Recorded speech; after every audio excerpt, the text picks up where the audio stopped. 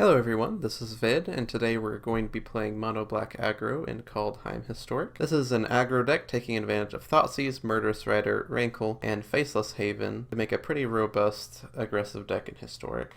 Due to popular requests in previous videos, I'll go pretty in-depth on each card choice and leave a timestamp for the beginning of the gameplay in the description and in the comments. First we have Dread Wanderer, a very recursive, powerful 1-drop. It has 2 power and it comes back without much consequence. Fatal Push Premium Removal, not as good when you don't have fetch lands, but still quite good. Being able to destroy anything 1 or 2 mana, and having the option to revolt is quite good. We have some ways of triggering revolt that are a bit better than some other decks with things like Rankle and recursive threats like Scrapheap Scrounger, Dread Wanderer, and Gutterbones. Gutterbones is the weakest of our 1-drops, but still quite potent. In the Pioneer version of this deck you have a slightly better choice, but Gutterbones does a good impression, and it even has a few other benefits that aren't as obvious. For instance, it gets around Grafdigger's Cage, which occasionally people will bring in against us even though it's not the best. We can also bring it back to our hand to discard to Rankle in a lot of instances when we have cards in our hand we want to keep.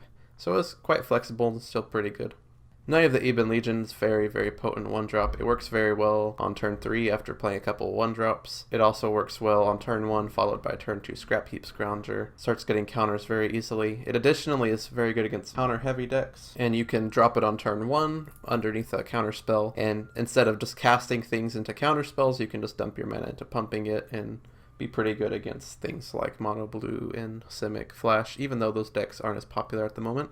Thoughtseize is probably the most powerful card in Historic, definitely up for debate as the most powerful card in Historic, and I think our deck takes good advantage of it by being able to disrupt our opponent and then close out the game before they can recover. Scrapheap Scrounger is one of my favorite 2-drops in Mono Black. Very recursive, 3/2 is very nice rate for 2 mana, and being able to bring it back at instant speed as opposed to sorcery speed like our Dread Wanderer and Gutterbones is a very nice virtue. We can often set up some curve that looks a little bit like turn 1, 1-drop, turn 2, Scrapheap Scrounger, turn 3. In anticipation of our opponent wiping the board, we can drop a 1-drop and hold up 2 mana to bring back a Scrapheap Scrounger if there is a board wipe. That way we don't have to overcommit, but still present a fast clock. Heartless Act is a versatile piece of removal. It kills things like Mayhem Devil, which are quite problematic for our deck, and other pretty popular creatures right now like Questing Beasts, amongst other things. So quite flexible. Probably my least favorite card in the slot. I would be happy to decrease this if Mayhem Devil were less prominent in the meta, but right now it is quite prominent and I want as many answers to it as possible. Murderous Rider, one of my favorite cards in Mono Black, and often underrated. When you think of cards like Hero's Downfall being playable and actually even decent at some points in the history of Magic, when you think about something like a Hero's Downfall tied to a creature, where you can play the creature after using it or even before using it, you get a very versatile card that will often 2-for-1 your opponent, or even 1.5-for-1 against your opponent, which is a lot to get out of a card that also can remove basically anything. One important note about playing this card in this deck is when it dies, you'll often want to go into full control mode by holding on control and pushing shift, just in case you want to say bring back a Scrounger before it gets put back in your deck. Rankle is a very potent threat. I love this card. It does so much and offers you very many powerful strategic options. I originally started with 4, but due to the prominence of sacrifice decks right now, I went ahead and cut down to 3, and I might go as far as to cutting down to 2 if I continue to match up around half of my matches against sacrifice decks, which are very popular. Its counterpart is Spawn of Mayhem, which conversely is quite good against the sacrifice decks, as it is functionally a 3-drop that can't be claimed the firstborn. So that's a very nice perk. This threat is also harder to Fatal Push for many decks, and does a lot of work in a lot of matchups. Against things like Control, it is a lot less good, which is why we're splitting 3 and 3 here with Rankle and Spawn of Mayhem. There are many metas where you run 4-2,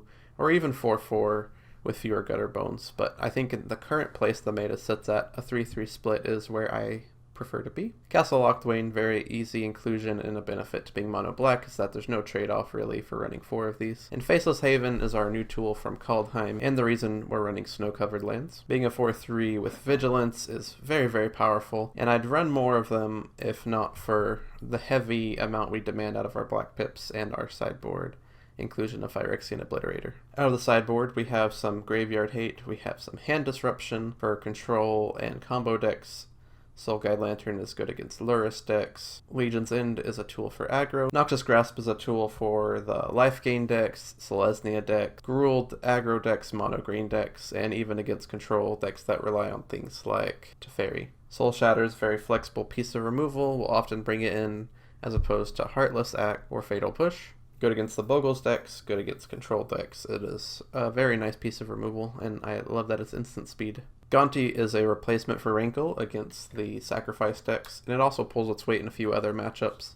It is a bit subtle in its effect, but it is quite powerful in 2-for-1ing or even sometimes 3-for-1ing our opponent whenever we grab a card from them that is worth more than a card in the matchup. For example, grabbing a Mayhem Devil against the sacrifice decks will often result in 3-for-1s.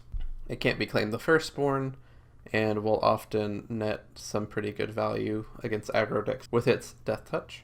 And Phyrexian Obliterator is an amazing card right now. Gruul aggro is extremely popular, I think my second most popular matchup, and it simply can't deal with this card.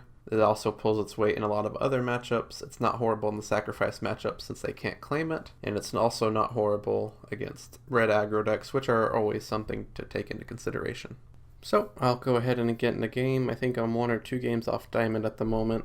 I was planning on not recording any of this deck until I hit Mythic, but due to the nice responses I've been getting from you guys, I figured I'd go ahead and just add in the extra bit of content. Be sure to like, comment, and subscribe to show your support if you would like to see more of this.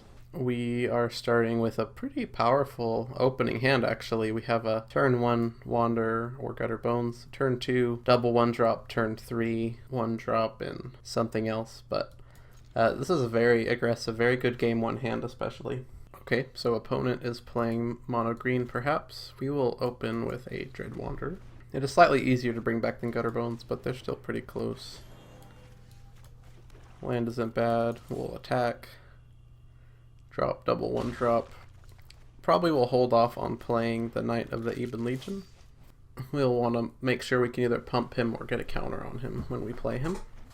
Opponent might be dropping a 3-drop here. Scavenging Ooze, pretty good card. Heartless Act is pretty timely actually. So we have a pretty clear line here where we destroy the Scavenging Ooze before it can eat any of our graveyard. We attack, and then we play a Knight and start getting counters on it.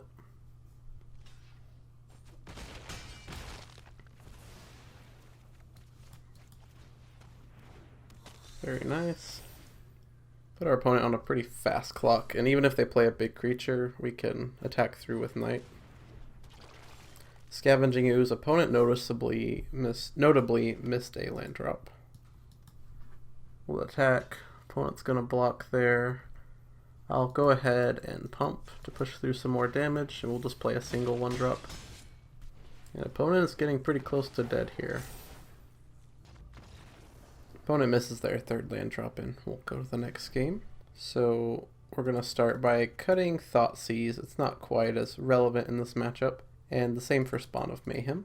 I'll also shave a Heartless Act, as they do play a lot more creatures with counters in this sort of deck. As for what we bring in, Noxious Grasp is going to kill every creature they have, so it's naturally a really good piece of removal. Phyrexian Obliterator does a lot of work in this matchup, and so does Gonti. There's some arguments to bring in Soul Shatter over, say, another Heartless Act or Fatal Push, or to try Legion's End, but I'm pretty happy with this arrangement right here, and we're going to give it a go. Gonti might not be necessary in this matchup, and depending on how this goes, we might side him out for the game 3 if there is one. Hopefully opponent gets their land drops this time. This hand, a lot of 1-drops again, which is nice, but only 1 black source. Here's the cost of playing Faceless Haven. If we had 2 black lands, this hand would be a lot better because we could 1-drop and then double 1-drop, but with this deck we're kind of stuck playing like 1-drop, 1-drop, 1-drop, which isn't very good. And we're also going to be behind on Phyrexian Obliterator with this colorless land, so we're going to mulligan. This hand is a lot more sound. We have a much clearer game plan of Knight into Scrapheap, into removal, maybe pump Knight.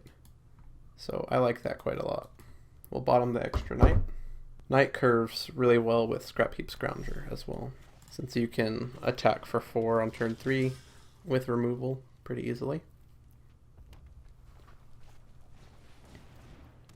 Opponent has a Scavenging Ooze. some argument to remove it here, but I think I'm going to wait another turn. We'll play a Castle Locthwain, actually, keep our options open to keep our black mana high for ideas of Phyrexian Obliterator later. Opponent's going to play a Spellbreaker, put a counter on, acceptable. So we have a few options here. Murderous Rider is one idea. We also have Fatal Push and Heartless Act. We could Heartless Act the Scavenging Ooze right now, and then we'd have to pass and wait on Fatal Push. We could use Murderous Rider to kill Spellbreaker and attack for 3 with Scrounger. I kind of like that idea. And we could also simply Fatal Push that Scavenging Ooze and leave it at that. I want to make sure our opponent doesn't get the opportunity to Ember Cleave next turn. So I think I'm a fan of this line here. We're happy to trade with our opponent there. Next turn we can probably push the Scavenging Ooze, maybe Heartless Act, whatever else our opponent plays, provided it doesn't have a counter. A Questing Beast would be kind of nice for us here. Collect a Company would be a little trickier. Brawler's pretty neutral. Opponent's gonna attack. We will not block. Happily play that land. And we're just totally fine to just remove everything our opponent has. Play a Wanderer, attack for 4, get a counter on Knight. And that sets us up pretty well. Hopefully the set will be over pretty fast, which means we'll get to fit more games into here. This isn't the best representation of the Gruul matchup, but I will say it is a very favorable matchup. I've played it maybe 9 or 10 times since the bannings, and I think I've lost maybe 1 time. Especially with Phyrexian Obliterator out of the side. It's a pretty trivial matchup. Sacrifice decks are what give us the most trouble. Okay, so we can activate our Faceless Haven if we really want to. No point attacking with Dread Wanderer. Could also attack with Knight. I think I want to just attack with Knight and Scrounger. Let me think. 1, 2, 3. Attack. That leaves us 2. We can't activate Haven and pump Knight. So we'll attack with just Knight and Scrapheap and threaten the pump, basically. Maybe we don't attack with Scrapheap, because our opponent could just get a 4/4 Scoos and block. Yeah, we're just going to attack with Knight. No sense in feeding the Scavenging Ooze. Opponent's not going to block. We could pump. I think we do pump here just because we would like to get another counter on the Knight. Increase our clock a little bit. We could have not pumped and played Murderous Rider, but I don't think we benefit too much from that line. I'd rather just make this Knight lethal a lot faster. Opponent's looking like they want to activate a Desert, maybe? I'd love for them to attack with the Ooze, because then we could race them very quickly. Interesting. Well, I think we just take 5 here. I don't think our opponent necessarily realizes this, but we have potential lethal this turn. Does that make it certain? 1, 2, 3, 4. 1, 2, 3, 4, 7, 8, 9. Get them to 1. Could also activate Faceless Haven. They block there. We do 3, 6, 7, 8. Don't quite have lethal. It is close. If we drew a Fatal Push, we could have. But I think we're happy to just kill the Ooze and attack. Very nice. We can win this next game, and that'll put us in Diamond. For those of you still listening, one thing I've been considering is starting a Discord where we can talk about deck ideas and certain card choices. Those of you interested, please feel free to leave a comment about that, maybe what sort of things you'd be interested in doing. I have a few other ideas in mind too for different series about analyzing high-level gameplay, and I'd love to hear what you guys think about that general concept. But let's go ahead and take the play. We have a turn 1 Knight or Thoughtseize, a turn 2 Scrapheap, turn 3 Murderous Rider, Heartless Act. Lots of good options here. Powerful hand. We will keep it. There's a question of if we Thoughtseize or Knight first. Since we don't know what we're up against, we'll go ahead and play the Knight first and save Thoughtseize for maybe turn 3. Okay, looks like opponent's playing some kind of graveyard deck artifact. So maybe a God Pharaoh's Gift deck. That's all I can think of. So we don't have to worry too much about that just yet. Go ahead and attack.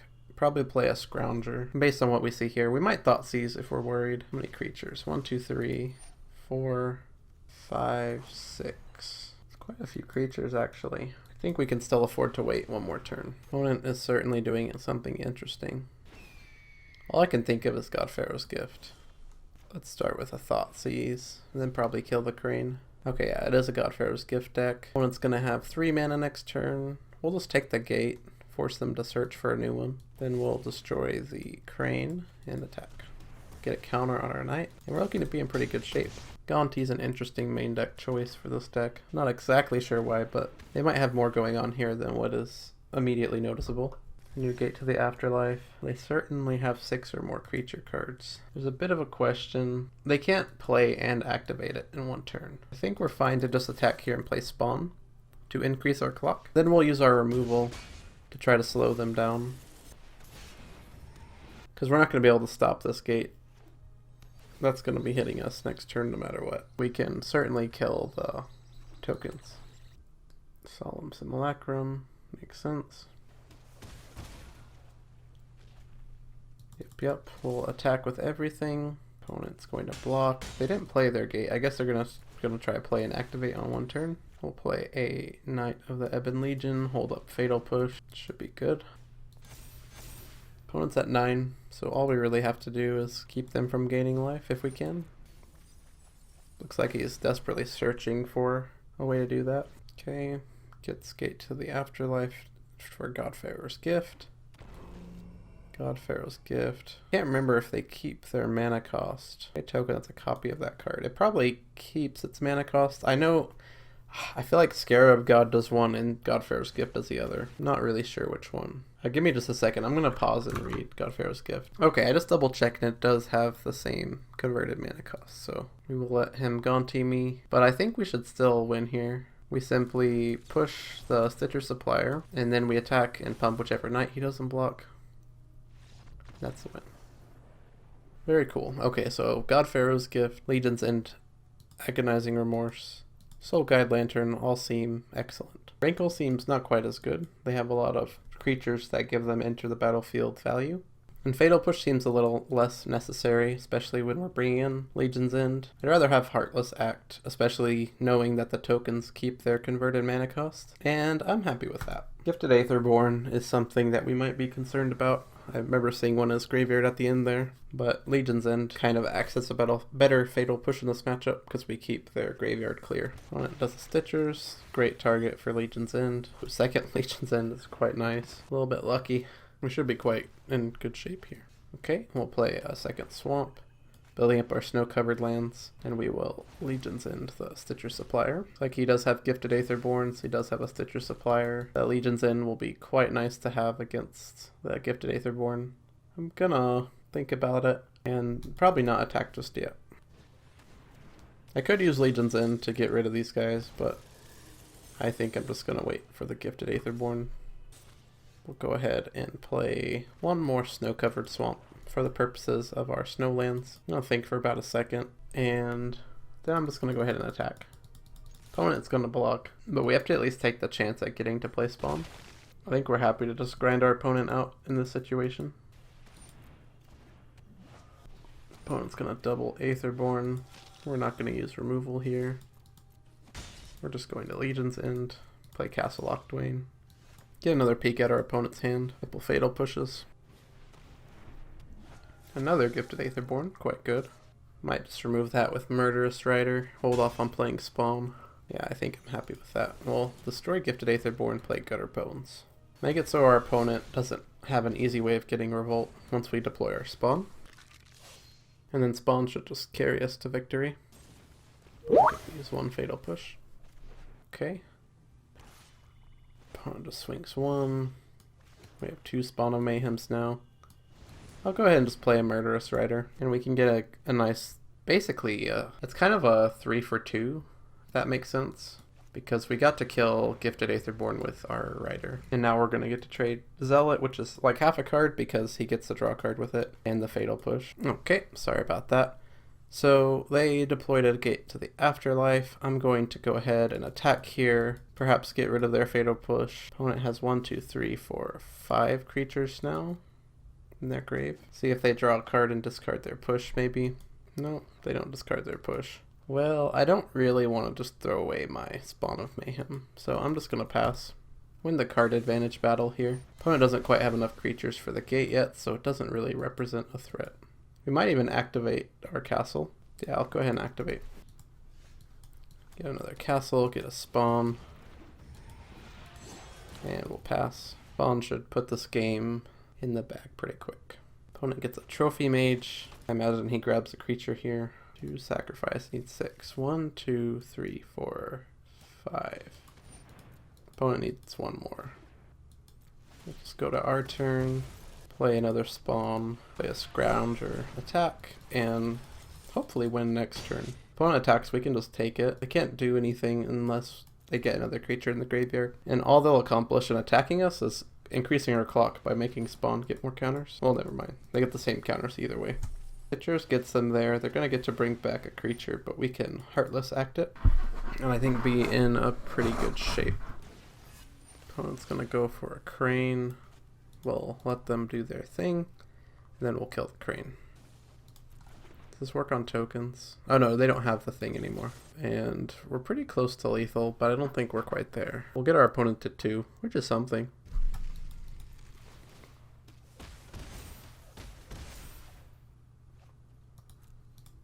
Attack with both. Should be pretty straightforward now. We just play Scrounger. We use Heartless Act to kill. 2, 4, 5, 6, 7. Okay. Yeah, we lose Heartless Act to kill whatever they bring back and we're fine. That'll be a victory. That puts us in Diamond. I'll play 1 match in Diamond and then we'll call it quits for this video. Again, I'd love to hear what you guys think, what sort of things you might be interested in. I'm thinking I'm going to start releasing on a relaxed schedule. I've been sporadically releasing videos up until this point, but I think it'd be nice to have a regular schedule of events, perhaps some Magic Online or more replay reviews. Okay, here we go. First match in Diamond for this season. We will probably keep this hand. We have a pretty strong turn 1 options, pretty strong turn 2 options, and a very powerful turn 3. Proactive, I like it. Opponent doesn't have a companion. Opponent has the red land, might be playing mono red. I had to guess. We'll play a knight that might die, but that's okay if it does. Looks like it is mono red. Could be Gruul still. Okay, it's Gruul. We should be pretty well set up for this. We can't attack this turn. We can use Heartless Act or Fatal Push or play a Scrapheap. We're going to be a bit on the defensive in this game, so I'm just going to go ahead and pass. See what opponent does. Probably remove the Voltaic Brawler after they pay energy into it. Okay, opponent's going to attack. He's going to pay his energy, and we'll go ahead and just do Heartless Act. Opponent is notably lacking green mana.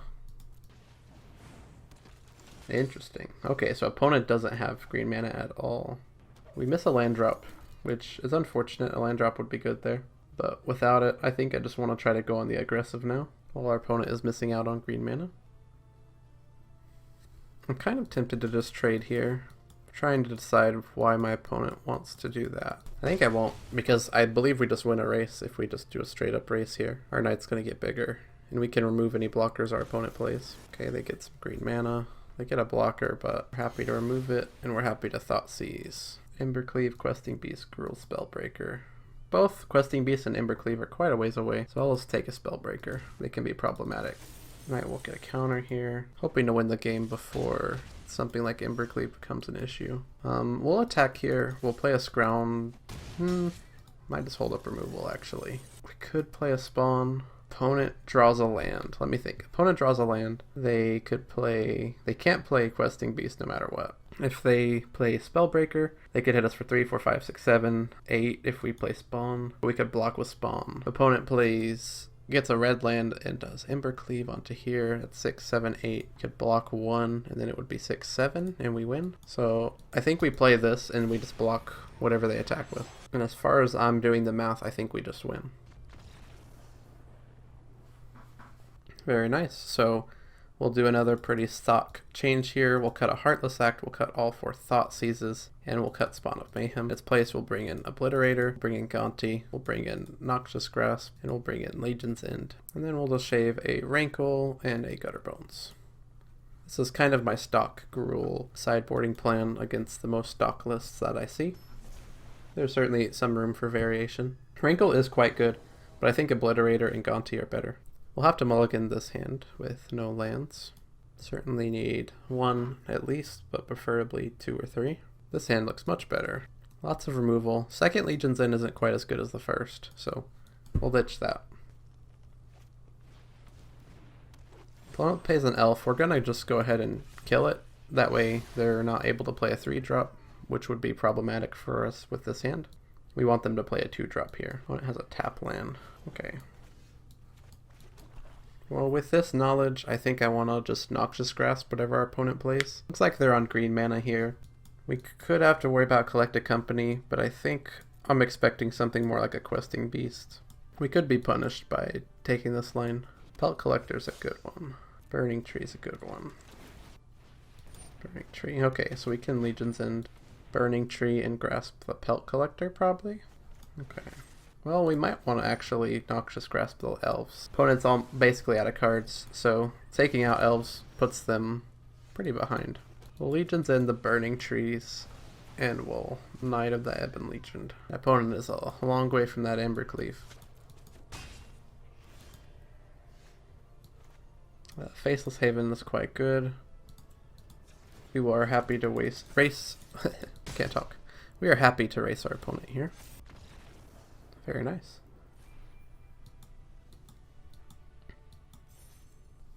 Thank you guys for watching. I will probably do another update. I'll do another video next week, most likely, showcasing some Mythic games with this deck. I hope you enjoyed and learned something. Please feel free to let me know what you guys think, and I will see you next time.